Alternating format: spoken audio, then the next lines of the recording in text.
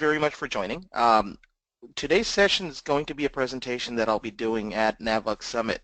So as I was preparing for this, at first I thought I was going to do the exact identical presentation, and then I figured it wouldn't be very fair to all the folks who are going to be at NavLux Summit. I want there to be some fresh content. So I think decided to call this more of a sneak peek or a sneak preview. You are going to see some of the core things that I intend to share with people at NavLux Summit, but there are also some more things that will be available on that presentation. This presentation itself will probably not last a full hour unless there are some good questions that come in and keep us busy. But I think what you'll find is as you learn more or as you see more about what I have today, you could always reach out to us and ask us to do a presentation or some training session just for you. I'd also started earlier in the year preparing an entire section on our Let's Talk Nav blog. Now, I don't know how many of you read that blog. I certainly hope quite a few of you know about it. It's gotten some of its own notoriety with partners and users alike. And let me go ahead and just quickly bring an example of that up on our screen. You're going to see that letstalknav.com blog on my screen pop up momentarily. So if you were to go there, there's an entire section on PowerShell because we had recognized that this is an important topic that people would benefit from it. So our goal over a period of time is to build a nice library of content around PowerShell. This is one of those topics where you can speak for hours at end. There's so much you can do. A lot of people tend to find it daunting, so I'm hoping that this type of a session encourages you to dip your feet into the water. So without further ado, let's just go ahead and move to the next slide. And you know, I think a lot of folks don't use PowerShell as much because they find it's not as user-friendly. So before I talk more, let's go ahead and just identify how many people are actually familiar with it or have used it in some way, shape, or form. Very simple yes or no type of a poll that's going to pop up on your screen. Whether you've used Dynamics Nav or PowerShell in the context of Dynamics Nav or not, I'm curious to see if you've had any experience with it at all. Because PowerShell has existed for quite some time. It's not new to the Microsoft world, although it's fairly new on the Nav side. So we're going to let this poll run for about another 10 seconds. So we'll only have 50 or 60% or 55% voted now. All right, so last call, last 5 seconds. Just a yes or a no poll. Don't be shy. I promise not to hold it against you if you haven't used it. All right, so we're going to go ahead and close the poll. I've got about 75% in, which I think is a fair amount. And if you will see that results coming up on your screen, about 80% of the folks who are attending today's session haven't used it before. So this type of a one-on-one session I think will be valuable. There's a little bit that I'll show you that I think is just some basics around PowerShell, and then I'll go into a few nav-related things. I have a handout for you today. The handout is prepared. Unfortunately, GoToWebinar doesn't like sharing handouts that are of .zip or .ps1, which are PowerShell script formats. They only care for formats like sound, music, PowerPoint, documents, etc. So as Kim Peterson and I were preparing for the session, you know, she suggested that we have everybody's email addresses who are attending today. We'll make sure we'll send out an email. So coming back, why PowerShell? Let me take off the poll from my screen. We're going to hide that and go right back to the screen that I had before. One of the reasons why PowerShell becomes really popular among power users is that it saves time. It can be a little daunting to learn how to script.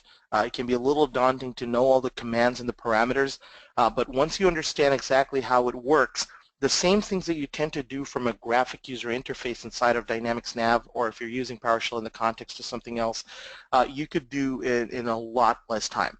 If it's in the Nav world, one of the examples I'm going to be showing you today is creating a user without logging into Dynamics Nav from the PowerShell interface.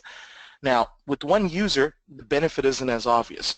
You'll save a little bit of time, but if you're writing the script as you go along, you'll find, boy, it probably is, you know, 6 to 1 versus half a dozen of the other. But when you're adding 10, 15 users, or you've got your scripts already pre-created and you're just doing some quick swapping of parameters, it can save a tremendous amount of time. I know this firsthand because we use this for clients as well as for development environments when when we need to add 5, 10, 15 users at once and set some permission sets, etc. Within the Microsoft Dynamics Nav world, over time, it's evolved in the functionality available. So as I recall, it either came out, I think, first in Nav 2013 R2. There may have been some use of it in 2013, but it really wasn't as strong. So in 2013 R2 is when we started seeing the PowerShell for Nav start to take form. There was first just an environment for us to do some management within Dynamics Nav, like adding users, etc. But over time, they've added more functionality there, and now there are about 3 different type of PowerShell domains within Dynamics Nav, one for management, one for app control, and one for development. My focus is going to be more on the management side because as an end user, not too many folks are involved in doing their own upgrades or managing apps or doing a lot of dev. But if there is an interest, if you think this is something that you'd like to learn more about, all you have to do is ask, and we'll be happy to spend some time with you and show you exactly how you can work that part of PowerShell as well. So our scripts today will work by and large for 2013 R2, 2015, and 2016. There may be certain parameters that change between versions. I don't always have a good way to keep up with it. I'm using NAV 2016 today.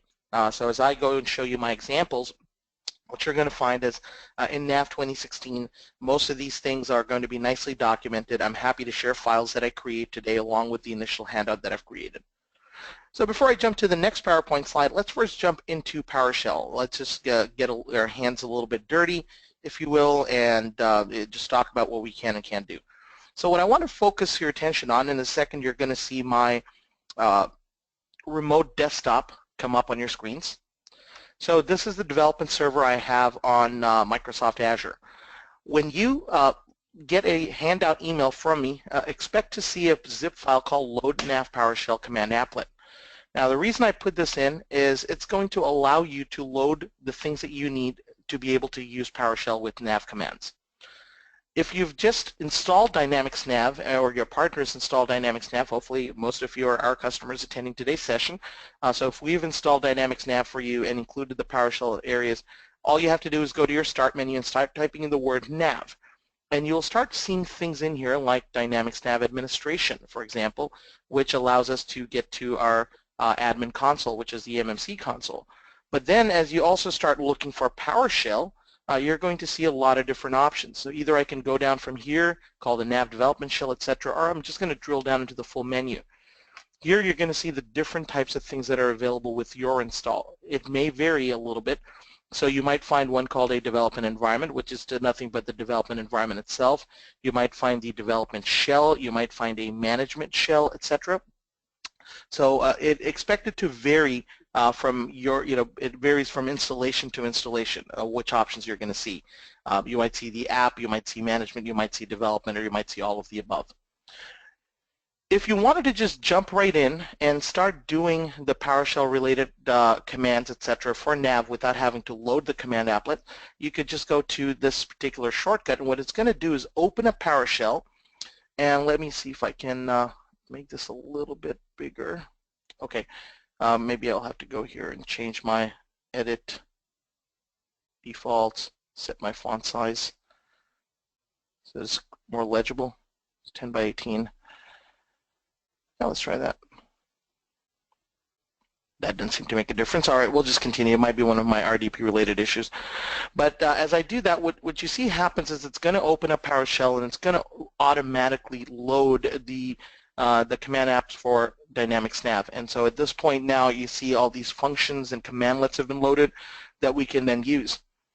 Now as you're doing this, this is where I think people find PowerShell very daunting. Yes, that's fine. I see the commandlet and I can probably do an export dash, etc. and see a slash question mark and see what happens next. So if I wanted to say, publish nav app, first of all, I'm going to come back here and start going to ask me for parameters, which I might not know, and I don't know how one parameter impacts the other. So, you might want to say, all right, no, never mind, I'm not going to do that. Let's go ahead and ask for help. Excuse me.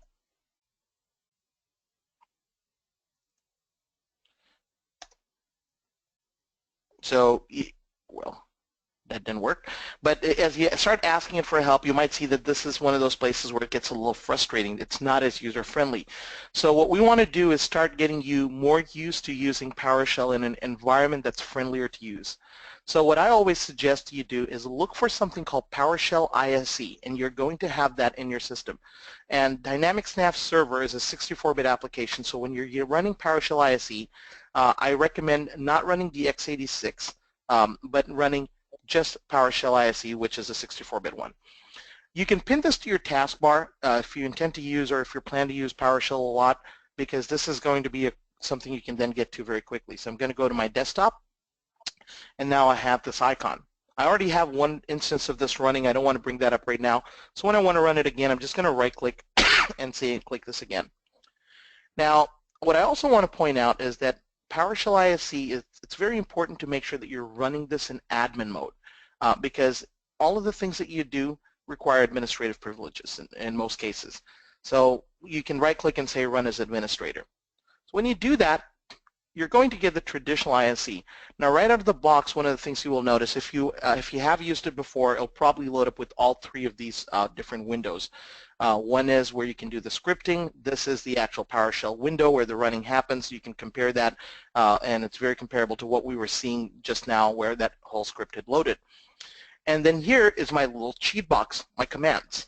So right here is where I would then be able to start taking, these are all non-nav ones, some of these are generic, Azure related, etc. But as I pick any of these commands, I will then be able to see things that I can then do, parameters I can use, etc. And this makes my life immensely easier. If you load up PowerShell ISE and out of the box you're seeing a layout like this, or if you're just seeing this blue window, fear not, you can just go to View and then you can ask for the script pane, which is that pane that came up above, and you can also ask to see the command add-on. So between these three, you're going to find everything. Now when you run a PowerShell ISE by default, it won't know or understand any of the nav-related commands. So if I were to kind of go look under the All menu and I start drilling down, nothing with nav shows up on my screen. So one of the first things that we want to do, and this is what my handout really focuses around, is making sure that we're loading the nav command applets. Now, you can either memorize this or you can just run this script. So let's go up and look at what the script is about. Let's go ahead. I'm going to close the sample scripts window. So when you receive the zip file, I've created three different versions you can run, one for 2013 R2, one for 2015, and one for 2016. And this all assumes that you're actually running this with nav installed in the traditional folders. So if you've installed nav on a different drive, the server components that is, or in a differently named folder, you're going to want to edit this. So let's go ahead and open our PowerShell applet. I'm going to go into the handout folder and I'm going to select my nav 2016 one. Now it's really just two lines. For folks who are used to scripting, you may not even need to memorize or use this file. The first thing we're doing is setting the execution policy, where we're making sure that it's unrestricted. So it allows us to then do the things that we need. This is one of the places where the administrative privileges become very important. I've seen in certain environments, especially if you get a demonstration environment set up on a non-server OS like Windows 8.1 or Windows 10, the consumer versions, what happens is that if you try to run this even under admin and you try to collectively run these lines just by playing the play button, it will give you an error. It won't be able to import the module. So what I've found as a workaround is you first need to run this separately, and if you're running just one line, you can highlight this instead of hitting the play or the run script button, you can say run selection. So now this will go ahead and set the execution policy in place. The next thing is we're simply importing this module of the nav admin tool that's going to give us the nav command applets. And as I told you again, from the different things available to us, our focus today is going to be on the traditional administration information functionality, which is what as users you're going to use most. Now, traditionally, when you install Dynamics Nav, and if you're working on the server, what you're going to find is you have a Dynamics Nav folder inside program files. If you have the client functionality as well installed on the same server, you will also have a C program files x86 folder with Microsoft Dynamics Nav. The difference is C program files x86, Dynamics Nav contains the client information. The client files, etc., are not going to have this PS1 nav admin tool commandlet. You're going to find that under the server one, which is under C program files. So what I suggest that if you go ahead and you just identify where Microsoft Dynamics Nav server components are installed, traditionally for NAV 2016 it's under Dynamics Nav 90. If you open up the 2015 file, you'll find Dynamics Nav 80, 2013 R2 is Dynamics Nav 71, etc. And then there's going to be a folder called Service, and then under there you're going to find this and other PS1 files. The PS1 extension is where what our excuse me for a moment, is where our nav admin tool and other PowerShell scripts are going to be saved. So this file extension is basically allocated for or dedicated to PowerShell scripts. Going back then, let's fill up this folder. So this is really where it's pointing to and making sure that it's got our single quote around it. So when I run this script, what's going to happen is it's going to load all the commands that are needed. And now the next time I refresh this area, I'm going to see in this drop-down Dynamics Nav Apps Management, Dynamics Nav Management, etc. And our focus is going to be mostly on nav management. So we're going to focus our efforts here, and we'll be able to do some of the things. I'll have 3 examples I'm going to show you today in our presentation. So this is kind of that very first introduction, why we want to do PowerShell ISE, and what we need to do to prime PowerShell ISE. I always suggest that you keep this file handy. This is going to save you a little bit of time. You can just go ahead and open this file, run it, and then you can start scripting. To give you examples then at that point, if you're going to copy a nav company, not one of the examples I intend to cover today, but you just be able to then select it, give the information that you need to, and you can then insert, copy, or run. And I'll show you those in the other scripts that I do. I'll give you one example that this is something I intend to show during NavX Summit, but one thing I think that I want to stress, if you've been using Nav for a while, if you didn't implement first in 2013 or a newer version, you remember that you were able to do backups and restores of companies from inside of the Nav development environment, or what is now also known as the classic client. So you would fire up the, in this example, let me just go ahead and bring it up.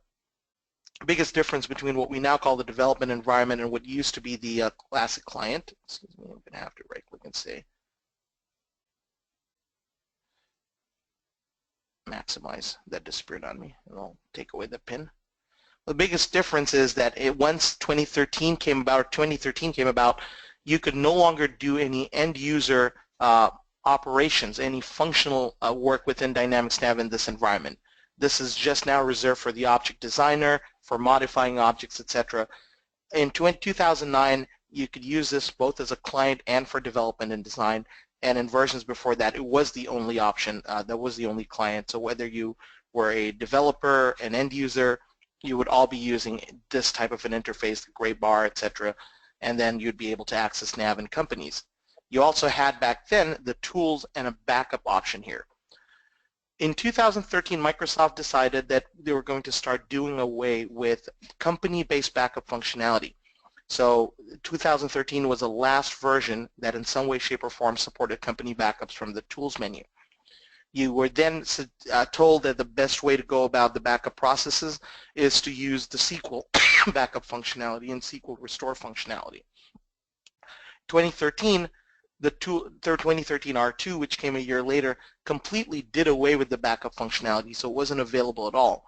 And I think for about a good 7 or 8 cumulative updates or monthly hotfixes into 2013 R2, we had no capability of doing a company-specific backup. I'm assuming a lot of the folks attending today have worked with SQL and you're kind of more on the administrative and technical side. So if you've used a SQL backup for Nav before, created backups, you know that you can do it for the whole database, but there's no way to compartmentalize and do things for one specific company. So Microsoft started getting a lot of feedback from partners and customers saying, boy, you got to bring this back. And so eventually what Microsoft did is created the ability to create and copy companies directly inside the role-tailored environment. So I'm going to fire up a Dynamics Nav environment here.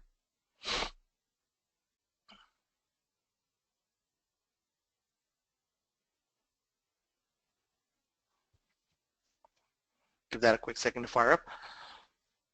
And I'll go to my companies. So they created a new menu called companies, which made it really easy for us to copy a company or create a new company from inside the environment. So I could say new and copy and create a new company. Or if I wanted to copy Cronus USA as a new company name, I'd just like this, click on copy, type the new company name, and it would do everything.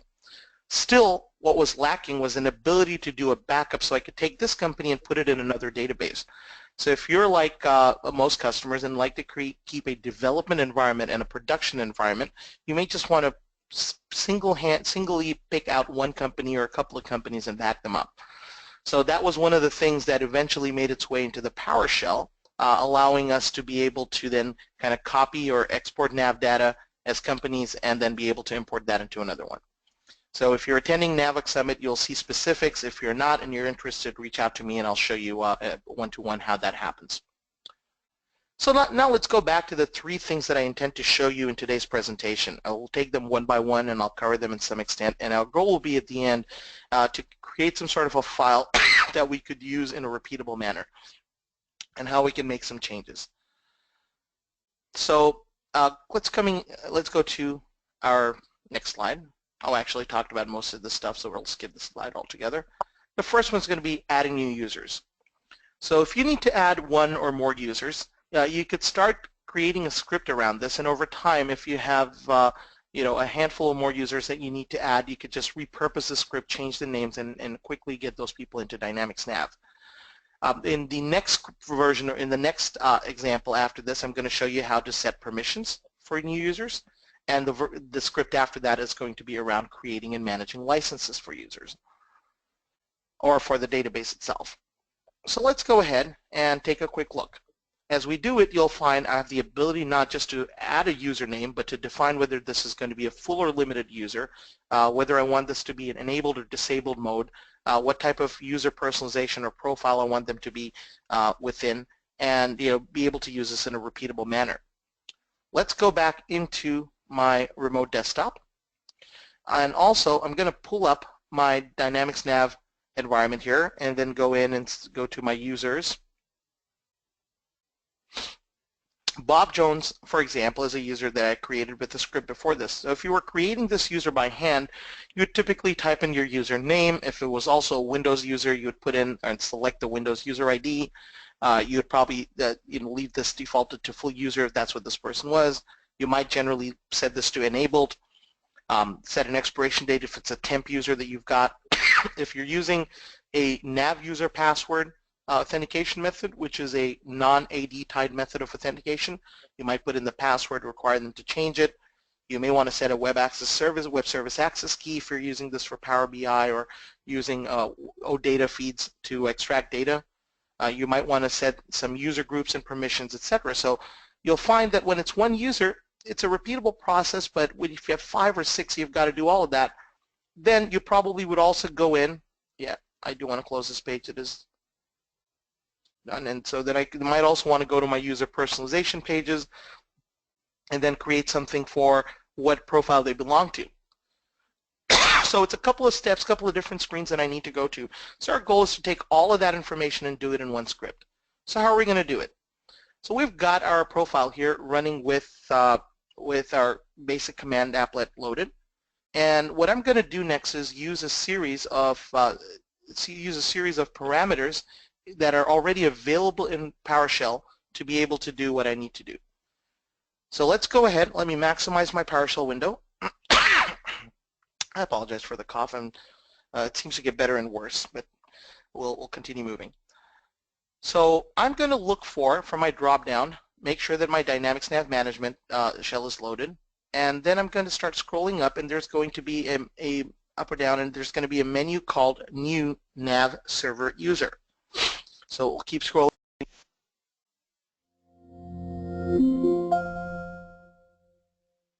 So the biggest advantage of this is I don't need to type out these parameters. Everything's up on my screen. So I'm going to be able to look at either adding a Windows account, if that's what you're using. If you know the SID or the SID, you can go ahead and use.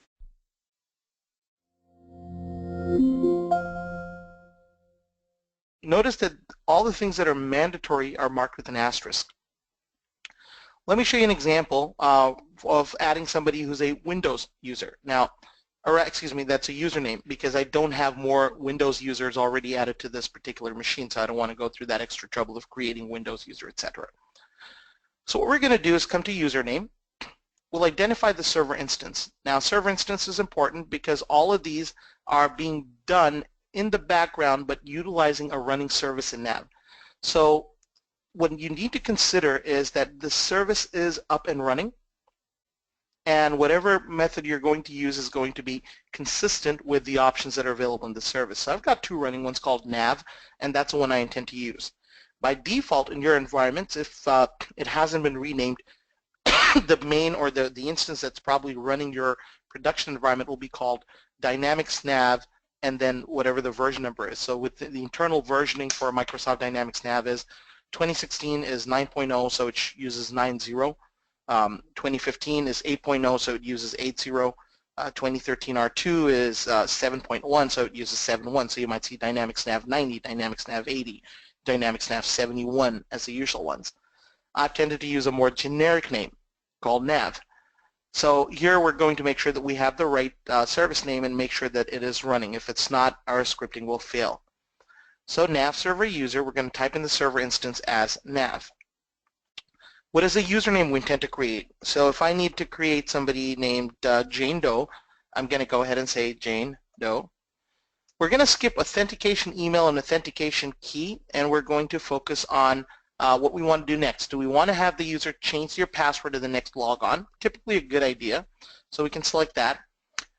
We can, if we want the system to confirm or give us the opportunity to confirm before it runs the script, we check that. You don't always have to. So you can then go in and populate my contact email. So I'll go Jane Doe at CronusUSA.com.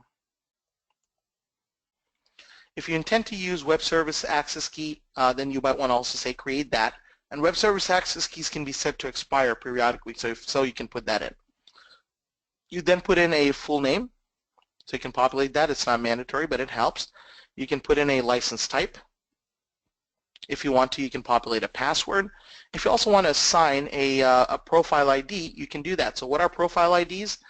When you go to your profiles page, just like you have these default order processor, president, etc., you can see the full list of profiles under the menu. So this is where you identify the different profiles associated with role centers. So if you wanted to create this new user as a bookkeeper or a dispatcher or something else, you could do that as well. So I'll put in bookkeeper. Make sure that I've got it typed exactly the same. Okay. And then the state can be enabled. If you work in a multi-tenant environment, then you would select the tenant. If you don't know what it is, then in all likelihood you're not using a multi-tenant environment. And if you're an InterDyn BMI customer running Dynamics Nav on your own server or in an Azure environment that is uniquely yours, and you're not in a shared hosted environment, then you typically don't need to worry about tenants because you've only got one main tenant. So we set this. Now we could immediately run this, but if we also want to see what this generated script would look like, I can go ahead and I can say copy, and I can come down over here. I can paste this here. So I can now see how it's created this entire construct for me. New nav user, server instance, nav, dash username Jane Doe, dash change password next logon, dash contact email, etc., etc., etc. So it's got all of these things written down. If you want, you can start copying this and you can create a reusable file, and you can start, then replacing names with other people's names, etc. So let's just go ahead and run this one particular highlighted row. Now, if we made a mistake, nav will give us an error. So I'm going to say go ahead and run it. If it comes back with a prompt, it's created the user. There's been no error. Now I'm going to go into my Dynamics Nav client. I'm going to go into users. And I should see Jane Doe. So Jane Doe's been created with all the options that we've set up. Now, what Jane Doe does not have, though, is a permission set. So Jane Doe right now doesn't have any permissions. However, if we go to user personalization, we should see that Jane Doe has been assigned as a bookkeeper. And we can go in and make more changes if we want to, assign a language ID and a lot more. well, what happens if I want to create a Windows user or a different type of a user? So as part of our handout, I've also got some sample scripts that I intend to share with you. So let's go to a folder here that I've created called sample scripts. And there's one called add users. I haven't saved this as a .ps one, it was just a .text here. Oh, not this, a little premature. Wait. Yeah, sorry, should be add users, just wrong title. So over here, for example, here's where you're using a user password one, here's where you're using a Windows one, and you can say what your Windows account is and what the full name is, again, the license type, etc. So you can keep these types of pre-created ones, and when you're creating a script, anytime you put in a pound, it just assumes that this is kind of a rem line. This is something where you're just writing a comment that is not to be executed. So you could say, you know, user add user password authentication method. So something like that you'd be able to put into place. Now, so that's how you'd be able to create a user. If you have 5 or 6, then you just keep another line, another line, another line, and you'd be able to do it all in once. So you just paste this with another username, another username, another username, etc., and then you can select them all and just run them all together, all the new users that you've got. So that's a first example. What I want to do next is go into our PowerPoint slide and talk about another thing that you typically want to do when you're creating a new user, and that is being able to go ahead and assign some permissions alongside it. So you can again set permission for one user, or you can set permissions for multiple users. You can create all the users first and then assign permissions later. It's your prerogative. I prefer to just create a user and assign some permissions alongside it. I'm just going to show you how to add one permission set, but you can certainly create a lot more permission sets at once for a user. So let's go back in and go to RDP, and now we're back in here. We'll stick in the same PowerShell script screen, and what we're going to do next is right below here we're going to see a nav server user permission set, not to be confused with nav server permission set. So this is permission sets assigned to users. Again, you're going to identify which account, what type of account you're working with. So we want to go ahead and do something for Jane. So we're going to say username. Now, this is where you need to know the permission sets that you are interested in working with. So if you go up here to the user card, or actually back to the main menu in Nav, and you go to what are called permissions and permission sets. I'm just all kinds of trigger happy today. So we'll go to permission sets, and you'll see all the ones that exist. In a separate session, we could definitely talk about some of the nice additions that Microsoft's done with security and permission sets creation. Just a quick sneak preview is that if you've used versions of Dynamics Nav 5.0 or older, you probably remember something called code coverage for creating permissions, where we were able to do a handful of things and Nav would record the actions we were taking, thereby helping us to quickly build a new permission role, as it was called then. That went away in the role-tailored client, and then you would typically have to go to a provider like Easy Security, use your light version or the full version, it's Easy Security by Merge tool, to do permissions recording. In 2016, we have seen a little bit of that come back. There's still a lot of value to Merge Tool's Easy Security solution to be able to create data level and field level security in a much more user-friendly manner. But at least at a high level, if you're interested in recording or creating permissions as you do things, that functionality has come back. So perhaps we'll create that as a topic for a future webinar. I think our team thinks it's a good way to get people introduced to permission set creation above and beyond what Microsoft has. And Microsoft's got quite a decent number of permission sets created here. It's just I think we've found that it's not always in line with what our users are looking to do. So back to our topic, off the tangent, coming back here, if I wanted to assign something like super to a user or basic and something else, I'd just identify the permission set ID. I'll use the word super here, go back to my PowerShell, and I'm going to say the permission set ID I'm interested in is super. The server instance I'm working with is nav.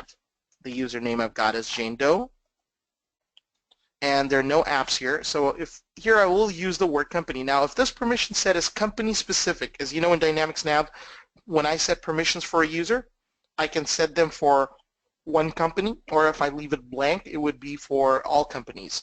If you are using nav apps, and this will become more popular in the forthcoming versions, right now I think none of our clients have nav apps yet. It was just something that was newly introduced in nav 2016. But you can also assign permission sets specific to apps. Going back into PowerShell here, we're going to say no company. And again, if there is a specific thing on the system or tenant, I could define that as well. And down here, no tenant to be specified. Copy this, and I'll create another line here called permission set. Add in my Yoda speak, and we'll again say this is for user password authentication method. With a Windows authentication account authentication method is not much different. It's the same field. Instead of a username, you'll make sure you type in your domain / username. So it's just, that's the only difference. Everything else is really consistent with the different methods. Come back here. I'm going to go ahead and paste this. Now, one thing I've done here is just to kind of show you how the confirm thing works. I've put that in. Helps if I don't remove the word R, the letter R. We'll select this entire row. We'll go ahead and we'll run this. Now, when I have confirmed the flag listed, it's going to ask me, is this what you'd like to do? And if you have multiple ones, you can also say yes to all. Or if it's just one, you'll say yes. Again, when it's successful, it's going to come right back to the prompt, and that tells me it's done its job. So I come back to my user card, and I can refresh my record, and I should now be able to see super has been added. So what I tend to do when I'm creating a script, I'm going to go ahead and close this page, is that I create this so that this entire thing matches together for one user. What I also do is I'll go ahead and I'll usually do a find and replace, so I can say Jane Doe, I'll have a placeholder here called username, and then I could replace that across the place. Instead of username, put in Jane Doe, etc. I am in the NAVOX Summit also going to show something that I am not showing here today, which is how to use replaceable parameters. So there is a %1, %2, or kind of placeholders, as you see in a lot of scripting tools, that allows me to kind of at runtime define or ask the user for a certain value. So that instead of you having to do your find and replace, you could create a script that says as you're running, it runs once and says, give me the name of the user, you type that in, and then it runs it for that user. And then it'll say, give me the name of the user. So you can kind of see where you can create your own prompt-based script. So that's a nice advanced little tool. We're going to talk about it at NAVOX Summit during the same presentation. Let me take this R off. I just noticed that's probably what moved up from the confirm field a little while ago. Now, if I want to save this file, I'm just going to go ahead and save this as in my samples folder, desktop, sample scripts, script to add user and permissions. And if I don't specify a format, it's automatically going to assume a .ps1. And so now I've got the script to add users or server instance. Now in the future, when you want to run this, you just double click it and it already associates it with PowerShell or your default app. In my case, I have it opening with Notepad. If you want to, you can also just say run with PowerShell or edit, and it should open it up in PowerShell again. So coming back in here, we're going to talk about our last thing, which is creating licenses, or sorry, not creating licenses, assigning a license. For anybody who's an admin and has had to deal with the changing of licenses, you know one of the most frustrating parts is having everybody leave Dynamics Nav after a license has been changed. And this is something that had come up, I think, more recently in 2013 R2-ish, because my server instance or my nav service doesn't pick up on the license change until we restart the nav service. So you'd have to go through the motions of come here, do your license information, change or upload the license, and then you would have to shut down this particular client because you can't restart the instance while people are in there, or if you do it, people will just get bumped off unceremoniously. And you have to come to the admin console or MMC and then restart the service. That was the only way to force it. If you didn't do it and you just changed the license, within the development environment, you'd be able to use this new license. So you might be able to edit some objects you weren't otherwise able to edit. but if you try to run something that would require running the full client, or if you wanted to go into the full client and use new license functionality, not available until you restart it. So it was a bit of a painful point. And not to mention that you had to go through these steps, open up the dev client, which you don't always have or might not feel comfortable using, come here to license information, change, etc. So Microsoft's taking care of a lot of that by, again, allowing us to work within the confines of PowerShell to do this. Now, as you look through your different apps, you're going to see quite a few of those, and I'm also going to show you some other examples like rename company, some really no-nonsense options in here as well. But let me go ahead and just come right down to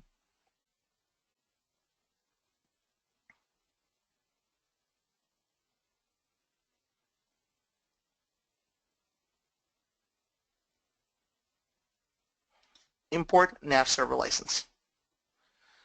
Now here, I can do this at the server instance level, or I can with the license data or the license file. I tend to use license file more.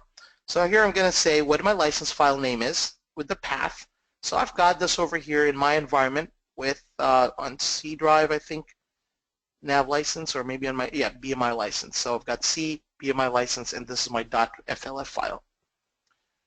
Anybody want a little moment of trivia, if you will? If you're wondering why the license file for nav is .flf, it goes back to when Navision or Domgard owned the product. It was called Navision Financials. So Financials license file. So that's why you have an FLF. That alone should make the webinar completely worth it. So now coming back over here, we go to import license file. We type in the path. We can always get this. If you knew, I don't know if you knew this neat little trick, but I can actually take this whole thing instead of right-clicking. If I shift right-click, it gives me an option called copy as path. And I can paste this. So this gets the whole thing as the entire path, instead of me having to type C, BMI license. So once again, that's just find the file you need, hold down the right shift button, and then right-click and say copy as path. Now the server instance, we're going to do it nav. We can use confirm so we can ask us. And we're not really focused on the database as much as we're on the server instance here. You could do it at the database level. I find this is more appropriate. And if there's a tenant, you can identify that. And here, I can either just run it if I don't want to copy it, but as with everything else, I like to show you what's going on here, so I'm just going to go ahead and put that in. So this is the script line that it creates. If you're wondering what insert does, insert just puts that right over here without running. So it can make changes on the fly, but here we're going to just go ahead and delete that line. We're going to run it.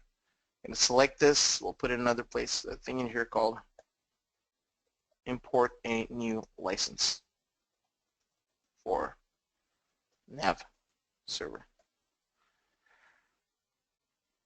We're going to click this, run. It's going to ask us if this is indeed what we want to do. We'll say yes. It gives us a little warning that says if I've got multiple services pointing to the same database, like I do here, I've got nav and unsecure. There's a long story about why I have an unsecure service, but suffice it to say that I've got two here that both talk to the same database, which is right over here. If you look at my database section, nav 2016's server admin console looks a little bit different than the other versions, but nav demo, this also points to nav demo. So what it's telling us is if you've got other instances, you might want to restart them, but you don't have to, because I can actually run the same script for unsecure and run this. In this example, I'm just going to go ahead and run it, and it will take care of that as well. Now the advantage of doing this is I do not need to restart the service. This license comes into immediate effect. So I can do this while people are using it. If the license does not immediately take effect for that user, all that individual user who needs a new license functionality needs to do is exit and come right back in. Everybody else can continue using Dynamics Nav undisturbed. And if you ever want to test or check what license is being run, you come to the menu, help, and then about Microsoft Dynamics Nav. Here it will show you the license key, and you can see more details by going to view your license information. It will tell you things like when the license was created.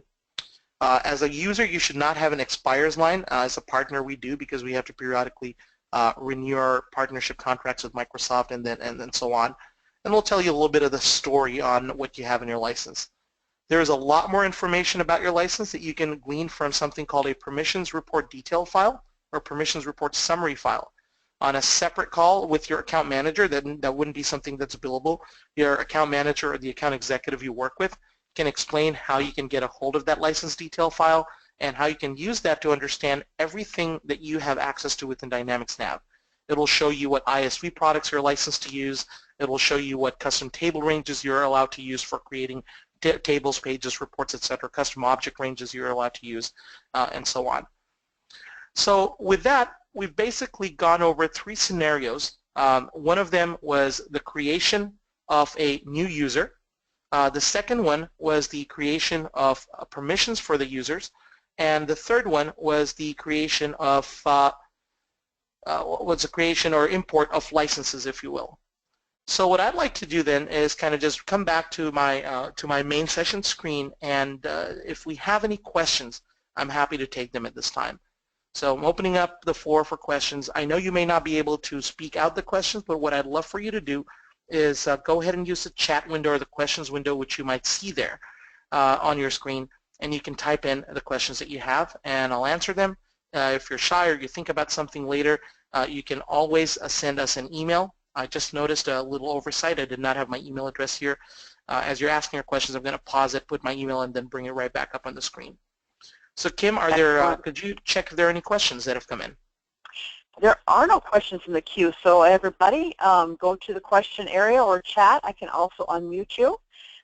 Let's see what you can learn from AJ here in the next few minutes. Otherwise, you did a real thorough job, AJ. I don't know. Either that or put everybody to sleep, right? It's a double-edged sword. You never know what's... Oh, they're still here. Yep. So, all right, my screen's going to come right back up, and this time you'll see my email address on the screen, aj.ansari@interdynbmi.com. So you're welcome to shoot me an email. We're happy to answer any questions that you have. Excellent. All right. Well, what is a common question, AJ? Maybe that can get people started that people are asking you about PowerShell.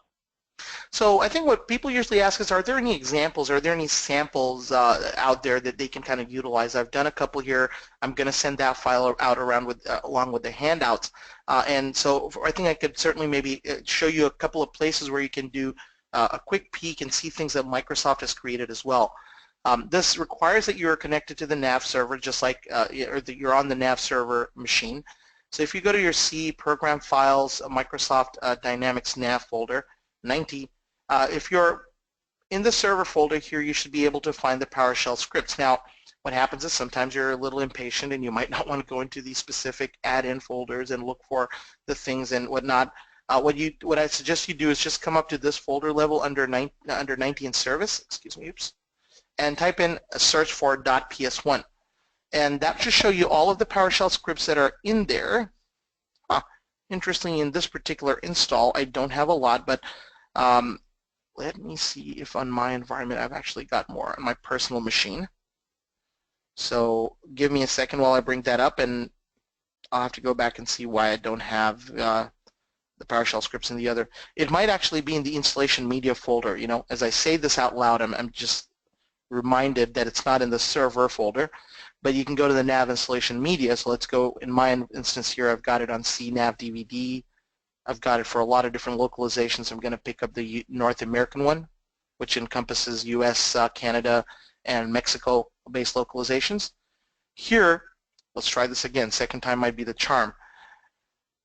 And here you go, a lot of different sample scripts up here. So backup a NavSQL database is one. If you're looking to connect to Office 365, I do suggest that if you're looking to do some of these, work with us, because there are some prerequisites around here. You might want to determine, if you're connecting to 365, what is the scope of that connection? Do you want to use a single sign-on between Nav and O365?